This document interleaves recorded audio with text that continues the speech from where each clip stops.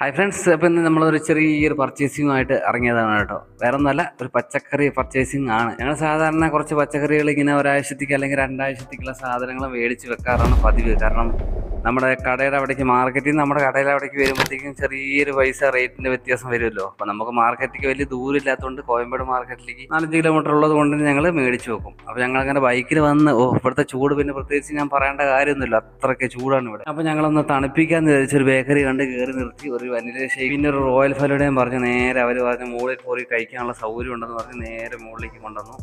കണ്ട് അവരുടെ ഡെക്കറേഷനൊക്കെ ഭയങ്കര സെറ്റപ്പാണ്. അന്നൊന്ന് കഴിച്ചു നോക്കാമെന്ന് വിചാരിച്ച് കഴിച്ചു നോക്കി, കുഴപ്പമില്ല, നന്നായിട്ടുണ്ടായിരുന്നു.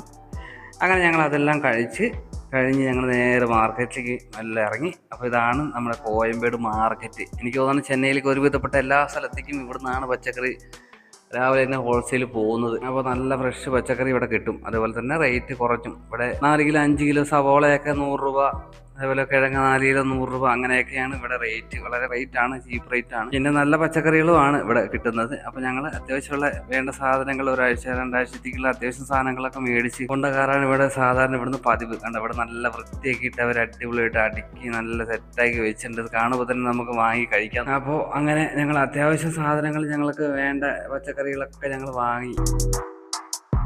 അവിടുന്ന് അത്യാവശ്യം സാധനങ്ങളൊക്കെ മേടിച്ചിട്ട് ഞങ്ങൾ മെല്ലെ ഇറങ്ങി. അപ്പോഴാണ് നമ്മുടെ വേറെ സ്ഥലമുണ്ട്, നമ്മുടെ പലചരക്ക് സാധനങ്ങൾ മേടിക്കുന്ന സ്ഥലത്തേക്കാണ് ഇനി നമ്മൾ പോകുന്നത്.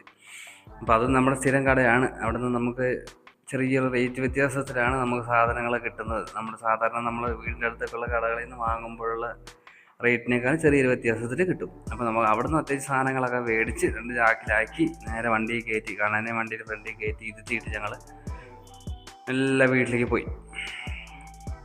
അപ്പോൾ അത്രയേ ഉള്ളൂ ഇന്നത്തെ പർച്ചേസിങ്. അത്യാവശ്യം ഒരാഴ്ചത്തേക്ക് 2 ആഴ്ചത്തേക്കുള്ള സാധനങ്ങളൊക്കെ ഞങ്ങൾ മേടിച്ചിട്ടുണ്ട്.